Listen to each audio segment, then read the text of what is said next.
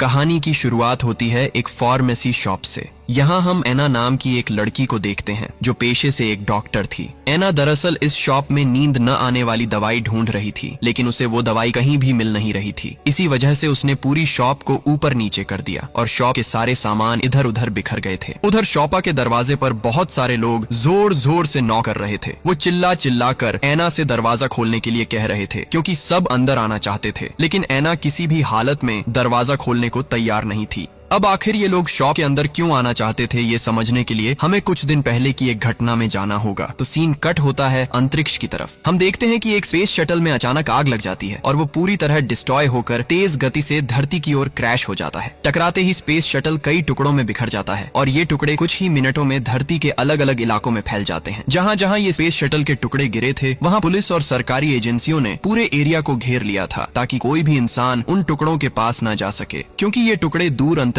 से आए थे और इनमें ऐसे अज्ञात केमिकल्स हो सकते थे जिनके संपर्क में आने से इंसानों को नुकसान पहुंच सकता था। तो इस स्पेस शटल पर रिसर्च करने के लिए साइंटिस्ट्स ने उसके अलग अलग टुकड़े इकट्ठा किए और उन पर कई तरह की टेस्टिंग शुरू की। टेस्ट के दौरान पता चला कि शटल की सतह पर कई सूक्ष्म सूक्ष्म अनोखे जीव मौजूद हैं। ये माइक्रो ऑर्गेनिज्म काफी खास प्रकृति के थे, क्योंकि ये किसी भी माहौल में खुद को आसानी से ढाल सकते थे। चाहे बेहद ठंड हो या तेज गर्मी, ये हर जगह जिंदा रह सकते थे। इस पूरे इन्वेस्टिगेशन की कमान एक साइंटिस्ट के हाथ में थी, जिसका नाम था टकर। हर रिसर्च और लैब एक्टिविटी उसी की अंडर में चल रही थी। वो जैसे ही लैब में सब कुछ चेक करके बाहर निकलने वाला था, तभी एक लड़की उसके पास आती है और उसे स्पेस शटल का एक छोटा सा टुकड़ा देती है, जो उसे कहीं रास्ते में पड़ा मिला था। टकर जैसे ही उस टुकड़े को हाथ से छूता है, उसी पल उन अनोखे जीवों में से कुछ उसके हाथ पर काट लेते हैं और उसके हाथ से थोड़ा सा खून निकल आता है। लेकिन टक्कर इस बात को ज्यादा सीरियसली नहीं लेता।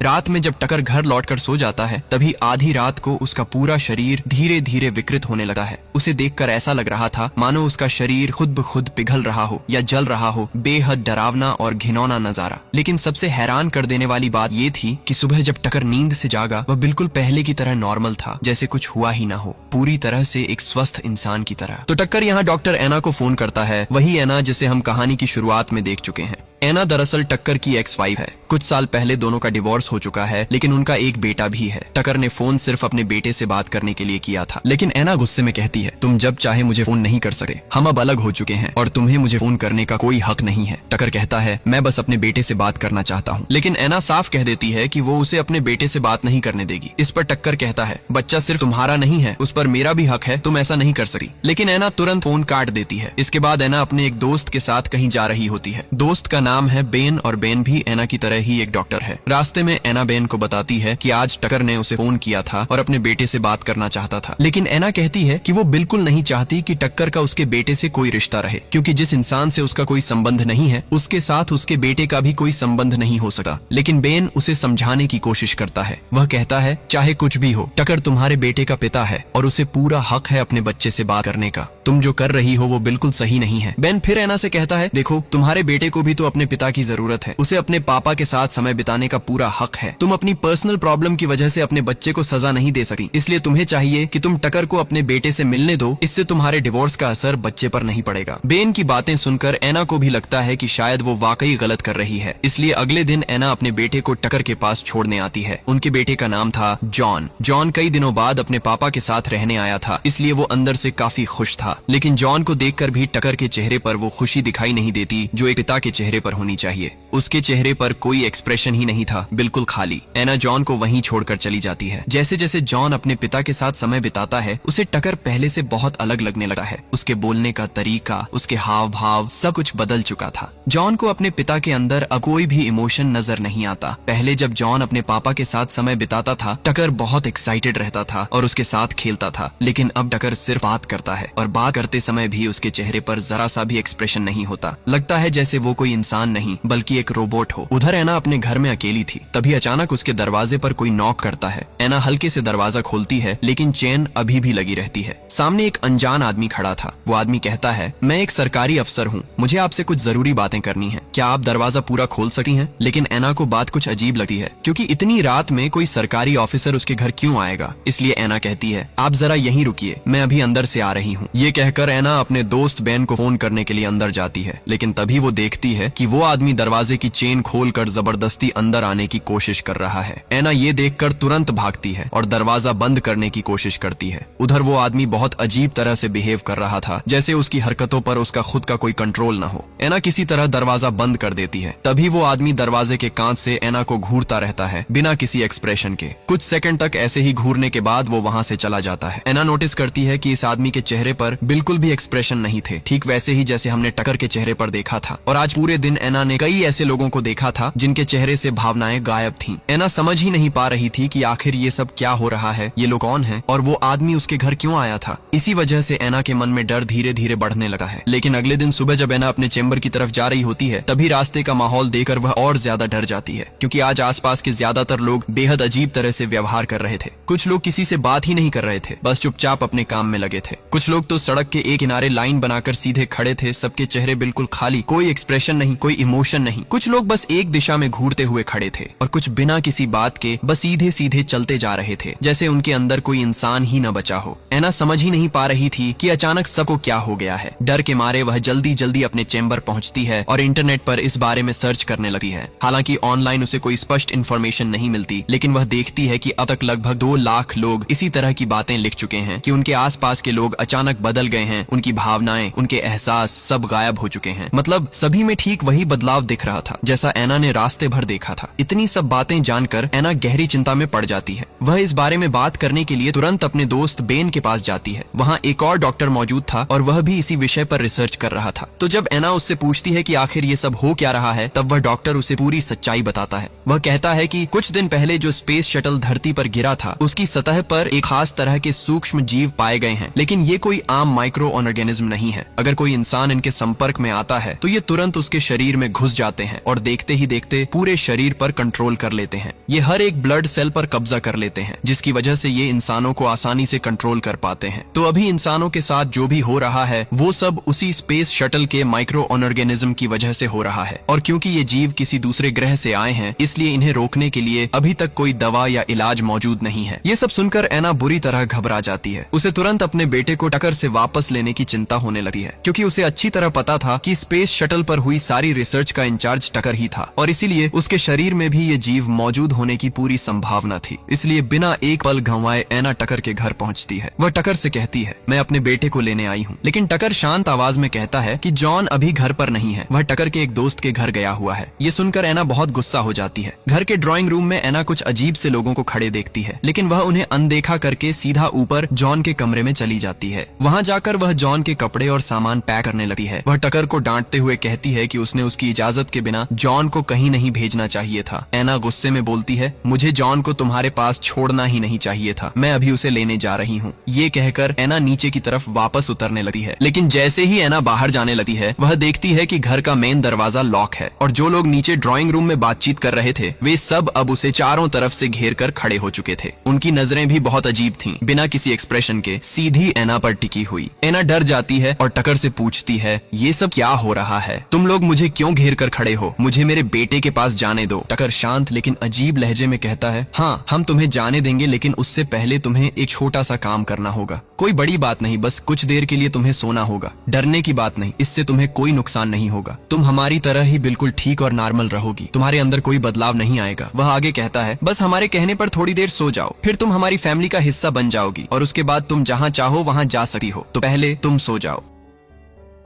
टकर धीरे धीरे एना को मजबूर करने लगा है, लेकिन एना समझ जाती है कि कुछ बहुत गलत है और शायद ये सभी लोग इन्फेक्टेड हो चुके हैं। डर से उसका दिल तेज धड़कने लगा है। वह किसी तरह वहां से भागने की कोशिश करती है, लेकिन तभी टकर उसे पकड़ लेता है। अचानक टकर के मुंह से हरा रंग का एक गाढ़ा पदार्थ निकलने लगा है और वो सीधे एना के मुंह पर गिरता है। एना चीख उठती है। डर और घबराहट में वह तुरंत अपना चेहरा साफ करती है और जैसे तैसे वहां से बाहर निकल भागी है। इसके बाद एना अपनी कार में बैठकर वहां से भागने लगी है, लेकिन कुछ दूर जाने के बाद उसे सामने सड़क पर एक ट्रक दिखाई देता है और उस ट्रक के पास ही कई लोग खड़े थे, लेकिन ये कोई आम लोग नहीं थे। ये सब के सब इन्फेक्टेड थे। उन्हें देखकर एना बुरी तरह डर जाती है, क्योंकि उसे लगता है कि ये भी टकर की तरह उस पर हमला कर सकते हैं। वो तुरंत कार रिवर्स करने लगती है, लेकिन पीछे की तरफ भी एक गाड़ी आ रही होती है। अब आगे पीछे दोनों तरफ से रास्ता ब्लॉक हो चुका था। एना समझ जाती है कि कार से भाग पाना अब मुमकिन नहीं है। वो फौरन कार से उतरती है और भागने लगती है। सड़क पर खड़े सारे इन्फेक्टेड लोग उसके पीछे दौड़ने लगते हैं। किसी तरह जान बचाते हुए एना भागकर एक चलती ट्रेन में चढ़ जाती जाती है, लेकिन ट्रेन में आते ही वो देखती है कि सारे यात्री एक ही दिशा में घूर कर बैठे हुए हैं। उनकी आंखों में कोई जान नहीं, चेहरों पर कोई एक्सप्रेशन नहीं, कोई इमोशन नहीं। एना तुरंत समझ जाती है कि ये लोग भी इन्फेक्टेड हो चुके हैं। अब उसे समझ नहीं आ रहा था कि उसे क्या करना चाहिए, क्योंकि ऐसा लग रहा था कि लगभग पूरी आबादी ही अब इन्फेक्टेड हो चुकी है। उसी समय एना के फोन पर एक वीडियो मैसेज आता है। ये मैसेज उसके बेटे जॉन ने भेजा था। वीडियो में जॉन घबराया हुआ कहता है, मम्मी, पापा ने मुझे कहीं बंद कर दिया है, लेकिन मुझे नहीं पता मैं कहाँ हूँ। तुम प्लीज जल्दी से आकर मुझे यहाँ से ले जाओ मम्मी, मैं यहाँ रह नहीं पा रहा। जॉन की बात सुनकर एना के होश उड़ जाते हैं। उसे तो ये भी नहीं पता कि उसका बेटा किस जगह पर कैद है, ऐसे में वो उसे कैसे बचाएगी। ये सब सोचते सोचते एना बुरी तरह टूट जाती है और रोने लगती है। लेकिन तभी उसके सामने बैठा एक आदमी धीरे से कहता है, खबरदार, यहाँ जरा भी मत रोना, किसी भी हाल में अपने इमोशंस मत दिखाना, तुम्हारे चेहरे पर कोई एक्सप्रेशन नहीं होना चाहिए। यहाँ हमारी तरह बिल्कुल चुपचाप बैठे रहो, वरना वो लोग तुम्हें पहचान लेंगे और तुम्हें भी अपनी तरह बना देंगे। असल में वो आदमी भी एना की तरह एक बिल्कुल आम इंसान था और ट्रेन में बैठे बाकी यात्री भी इन्फेक्टेड नहीं थे।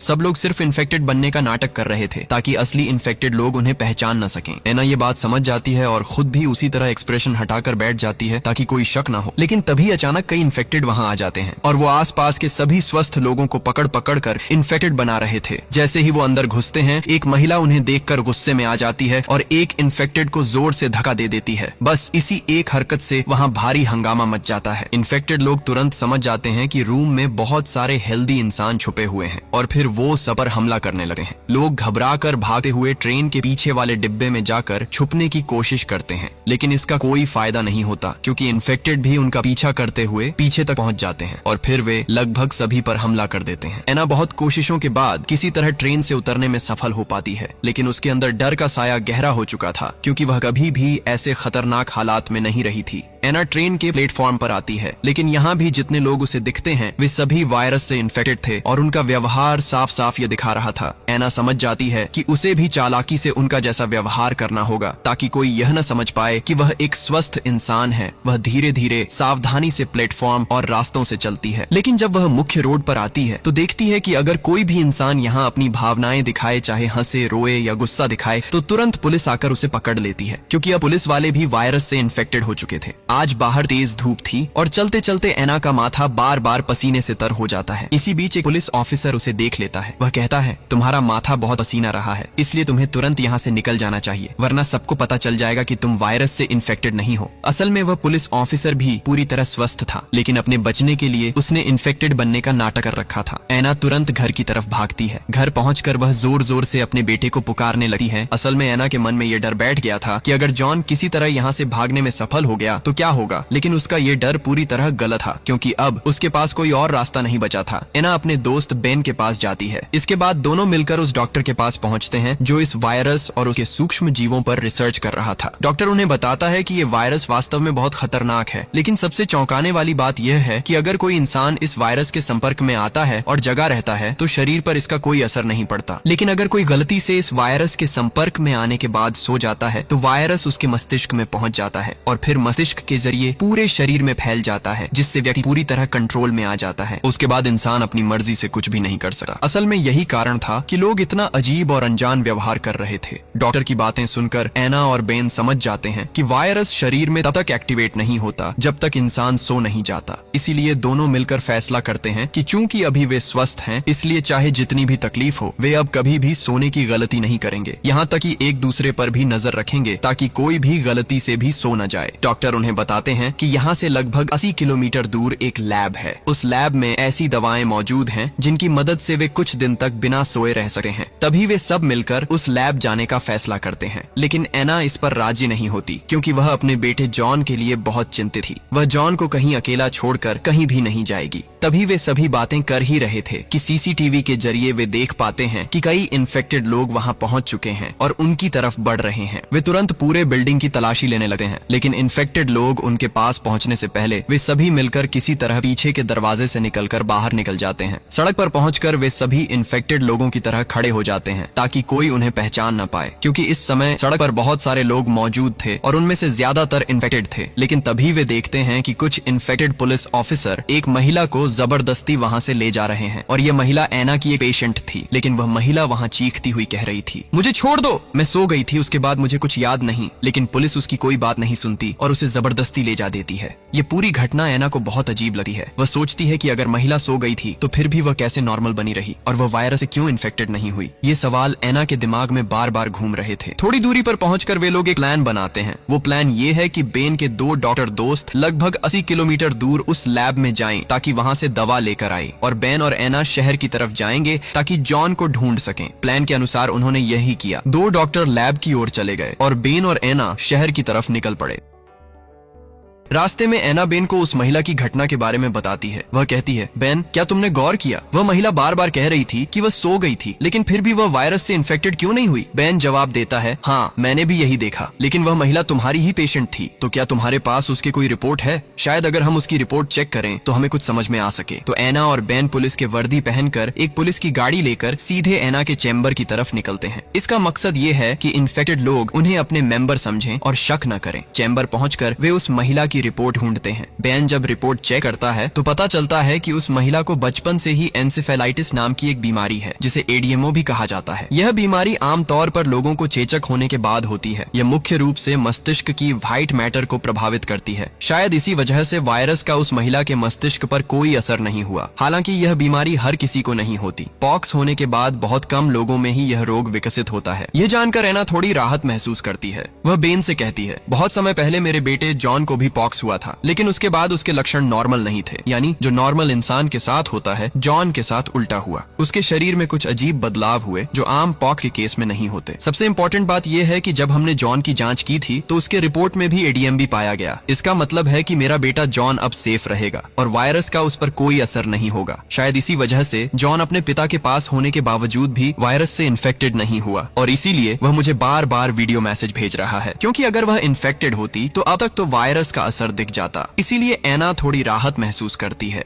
कुछ समय बाद बेन अपने डॉक्टर दोस्त को फोन करता है। असल में उस डॉक्टर का नाम हेनरी था। अब हेनरी लैब पहुंच चुका है और वह नींद न आने वाली दवा इकट्ठा कर रहा है। इसी बीच बेन उसे उस महिला की बात बताता है। वह कहता है, हमने सड़क पर जिस महिला को देखा था उसके शरीर में वास्तव में एडीएमबी मौजूद है, जिस वजह से उसके सो जाने के बाद भी वायरस ने उसके मस्तिष्क पर कोई असर नहीं किया। यानी जिन लोगों के शरीर में एडीएमबी है उन पर वायरस का कोई प्रभाव नहीं होता। बेन आगे कहता है, अगर हम एडीएमबी पर रिसर्च करें तो शायद हम वायरस का वैक्सीन विकसित कर पाए। ऐसा कोई वैक्सीन बन सकता है जिससे वायरस हमारे शरीर पर कोई असर न कर सके। हेनरी बेन से कहता है, हाँ, अगर हम चाहें तो यह कर सकते हैं, लेकिन इसके लिए हमें उस महिला का ब्लड सैंपल और डीएनए चाहिए, तभी हम वैक्सीन बनाने के लिए आगे बढ़ सकते हैं। बेन हेनरी से कहता है, हमें उस महिला की जरूरत नहीं है, क्योंकि एना के बेटे जॉन में ही एडीएमबी मौजूद है। हम जॉन की मदद से ही वैक्सीन तैयार कर सकते हैं। बेन और हेनरी इन सारी बातों पर चर्चा कर रहे थे। इसी बीच एना के फोन पर जॉन का एक मैसेज आता है। मैसेज में लिखा था, मैं तुमसे बात नहीं कर सकता माँ, पापा मेरा फोन छीनने की कोशिश कर रहे हैं, लेकिन अब उन्होंने मुझे उनके घर ले जाया है। मुझे यहाँ बिल्कुल भी अच्छा नहीं लग रहा। क्या तुम आकर मुझे यहाँ से ले जा सकती हो? मैसेज पढ़कर एना थोड़ी राहत महसूस करती है, क्योंकि कम से कम अब उसे पता चल गया कि जॉन अभी कहाँ है। वह बेन को यह बात भी बताती है, लेकिन अब बाहर से जॉन को लाना लगभग असंभव लग रहा था, क्योंकि बाहर हर जगह इन्फेक्टेड लोग घूम रहे थे। एना बेन को और एक बात बताती है। वह कहती है, जब मैं जॉन को वापस लेने टाकर के पास गई थी, उसने मुझे वायरस से इन्फेक्ट कर दिया था, लेकिन अब तक नींद न आने की वजह से वायरस का असर मुझ पर नहीं हुआ है। लेकिन मुझे नहीं पता कि मैं कितने समय तक जाग सकती हूँ। यह सुनकर बेन थोड़ी चिंतित हो जाता है। कुछ देर बाद दोनों मिलकर छद्मवेश में फिर से गाड़ी लेकर निकल पड़ते हैं। काफी दूरी तय करने के बाद बेन उसे एक सेफ जगह पर उतार देता है। फिर वह हिम्मत करके अपनी गाड़ी बहुत तेज गति से चलाने लगता है, ताकि रास्ते में खड़े पुलिस ऑफिसर का ध्यान खुद पर जाए और एना उस जगह से सेफली निकल सके। इस तरह एना उस खतरनाक जगह को पार कर पाती है। फिर वह शहर के प्लेटफॉर्म पर पहुंचती है, जहाँ सैकड़ों इन्फेक्टेड लोग मौजूद थे। एना वहाँ बहुत सावधानी से उनका जैसा अभिनय करती रहती है, ताकि किसी को शक न हो। फिर एना प्लेटफॉर्म पर खड़ी एक ट्रेन में चढ़ जाती है, लेकिन ट्रेन में मौजूद सभी यात्रियों को देखकर साफ दिख रहा था कि वे सभी वायरस से इन्फेक्टेड हैं। एना बहुत डर जाती है, लेकिन उसे अपने बेटे जॉन तक पहुंचना ही है। डर के बावजूद एना ट्रेन के वॉशरूम में चली जाती है, लेकिन जब वह वॉशरूम से बाहर निकलती है तो वह वहाँ एक बच्चे को देखती है। वह बच्चा जॉन का दोस्त था, जिसका नाम लियो था। लियो एना से कहता है कि उसके माता पिता उसे छोड़कर चले गए हैं और अब उसके पास कोई नहीं है। वह अकेला आके चारों तरफ घूम रहा है। एना उसे अपनी तरफ ले आती है। फिर एना लियो को साथ लेकर किसी तरह जॉन की दादी के घर पहुंचती है, लेकिन लियो को साथ लेने के पीछे उसका एक उद्देश्य भी था, क्योंकि लियो भी वायरस से इन्फेक्टेड था। यदि एना लियो को अपने साथ रखती है और खुद भी इन्फेक्टेड लोगों की तरह अभिनय करती है, तो टाकर और उसकी माँ कभी यह नहीं समझ पाएंगे कि वह वास्तव में वायरस से इन्फेक्टेड नहीं है। लियो को साथ लेकर जब एना उस घर में पहुंचती है तो टाकर और उसकी माँ माँ सोचते हैं कि एना भी शायद वायरस से इन्फेक्टेड है, इसलिए वे एना के साथ बहुत अच्छा व्यवहार करते हैं, यहाँ तक कि सभी मिलकर लंच भी करते हैं। लेकिन थोड़ी देर बाद एना के फोन पर एक कॉल आती है। कॉल उसके बेटे जॉन की तरफ से आती है। एना कॉल रिसीव करती है और जॉन से बहुत सावधानी से बात करती है ताकि टाकर और उसकी माँ यह बिल्कुल न समझ पाए कि वह वास्तव में वायरस से इन्फेक्टेड नहीं है। जॉन एना को बताता है कि उसके पिता ने उसे उनके घर के किसी छिपे हुए स्थान में बंद कर रखा है।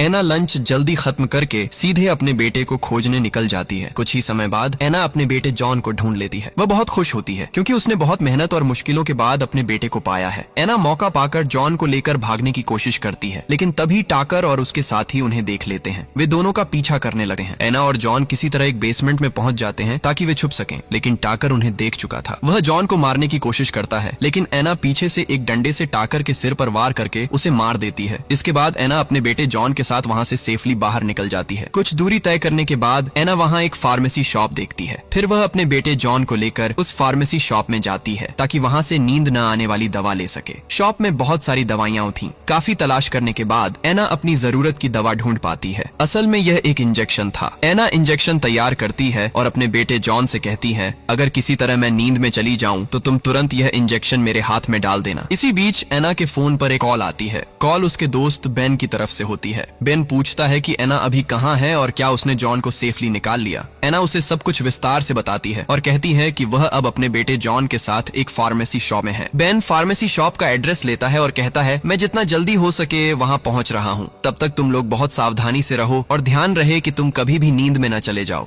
लेकिन एना को अब बहुत नींद आ रही थी क्योंकि उसने पिछले लगभग 2 दिनों से बिल्कुल भी नींद नहीं ली थी। बिना जाने ही उसकी आंखें बार बार बंद होने लगी थीं। फिर भी एना पूरी कोशिश करती है कि किसी भी हालत में नींद न आए, लेकिन उसका शरीर बेहद थक चुका था, इसलिए वह वहाँ चुपचाप बैठ जाती है। इस बीच उसका बेटा जॉन उसकी गोद में सिर रखकर वहीं सो गया। एना को भी इतनी नींद आ रही थी कि वह वहाँ बैठे रह ही नहीं पा रही थी, इसलिए वह ऐसी कोई दवा ढूंढ रही थी जिसे लेते ही उसकी सारी नींद गायब हो जाए, क्योंकि चाहे कुछ भी हो जाए उसे किसी भी हालत में सोना नहीं था। ठीक उसी समय फार्मेसी के दरवाजे पर कोई जोर जोर से दस्तक देता है। ये वही समय था जिसे हमने मूवी की शुरुआत में देखा था, लेकिन एना दरवाजा बिल्कुल नहीं खोलती क्योंकि उसे पता था कि दरवाजे के बाहर निश्चित रूप से इन्फेक्टेड लोग होंगे। कुछ ही समय बाद बाहर खड़े लोग चले जाते हैं। फिर भी एना फार्मेसी में नींद न आने वाली दवा नहीं ढूंढ पाती। थोड़ी ही देर बाद वह वहीं बैठकर नींद में चली जाती है, लेकिन तभी उसका बेटा जॉन देख लेता है और इंजेक्शन उसे लगा देता है। इंजेक्शन के असर से एना तुरंत जाग जाती है। असल में एना पूरी तरह से सोई नहीं थी, इसलिए अब भी वह पूरी तरह स्वस्थ थी। वह जॉन को यही कहकर इंजेक्शन लगाने के लिए कहती थी ताकि चाहे वह कितनी भी गहरी नींद में क्यों न हो, इंजेक्शन के झटके से उसकी नींद टूट जाए। कुछ ही समय बाद जॉन वापस आकर फार्मेसी का दरवाजा बंद कर देता है। एना उसे देखकर बहुत खुश होती है और तुरंत उसे गले लगा लेती है। लेकिन अब एना को बेन का व्यवहार थोड़ा अजीब सा लगने लगा है, क्योंकि एना को बेन के भीतर अब कोई भी इंसानी एहसास नजर नहीं आ रहा था। यहीं से एना समझ जाती है कि बेन भी अब वायरस से इन्फेक्टेड हो चुका है। एना उसे वहीं खत्म करना चाहती है। वह बेन पर बंदूक तान देती है और ये वही बंदूक थी जो उसे पुलिस की वर्दी के साथ मिली थी। लेकिन बेन उसे कहता है, शायद तुम मुझे मार पाओ, लेकिन मेरे जैसे सैकड़ों इन्फेक्टेड लोग हैं, उन्हें तुम कैसे मारोगी? फिर वह धीरे धीरे मुस्कुराकर कहता है, इससे अच्छा है तुम भी हमारे साथ जुड़ जाओ। हम मिलकर एक नया खूबसूरत दुनिया बनाएंगे, एक ऐसी दुनिया जहाँ इंसानों जैसी कोई इमोशन नहीं होगी, न खुशी, न गम, न गुस्सा, न अहंकार, सब कुछ शांत, बिल्कुल अनुशासित। बेन कहता है, क्या तुमने नहीं देखा वायरस आने के बाद दुनिया कितनी शांत हो गई है, इसलिए तुम भी हमारी टीम का हिस्सा बन जाओ। एना शांत आवाज में जवाब देती है, ठीक है, पर मेरे जैसे लोगों का क्या? मेरे बेटे जॉन जैसे लोग जो वायरस से कभी भी इन्फेक्टेड नहीं हो सकते, उनका क्या? बेन ठंडी आवाज में कहता है, बस यही कारण है कि हम उन सब लोगों को खत्म कर देंगे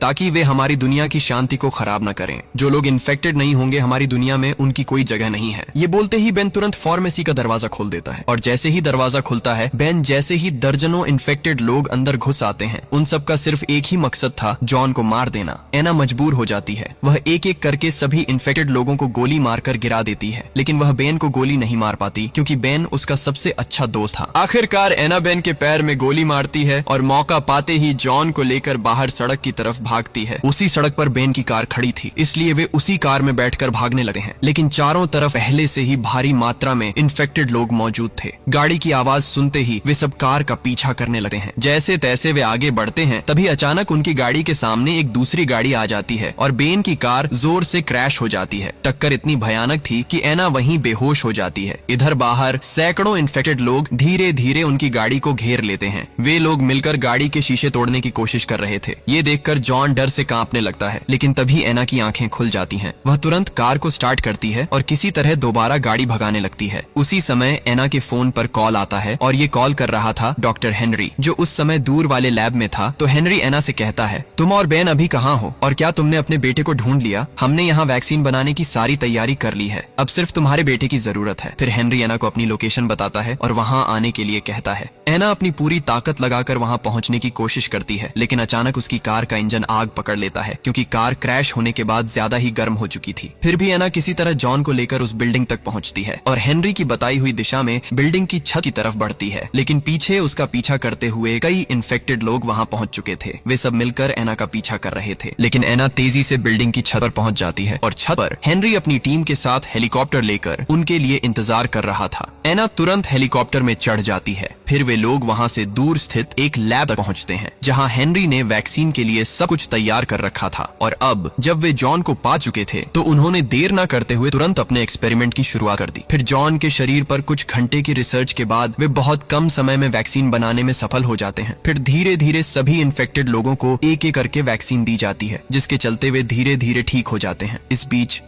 हेनरी क्योंकि वैक्सीन खोज चुका था तो पूरे देश में वह काफी फेमस हो जाता है। इस तरह लगभग 6 महीने बीत जाते हैं। अब हम एना और उसके बेटे को देखते हैं और उनके साथ अब बेन भी मौजूद है। बेन इस वैक्सीन की मदद से पूरी तरह स्वस्थ हो चुका है, लेकिन जो लोग स्वस्थ हुए हैं उनको इन्फेक्शन के बाद की कोई भी याद नहीं रहती। कुछ दिन पहले ही एना और बेन की शादी हो चुकी है, तो अब एना जॉन के साथ बेन के पास रहती है और जॉन अब बेन को पिता कहकर बुलाता है। यानी अब वे एक पूरी तरह से खुशहाल परिवार हैं और तीनों मिलकर सामान्य तरीके से अपना जीवन जी रहे हैं।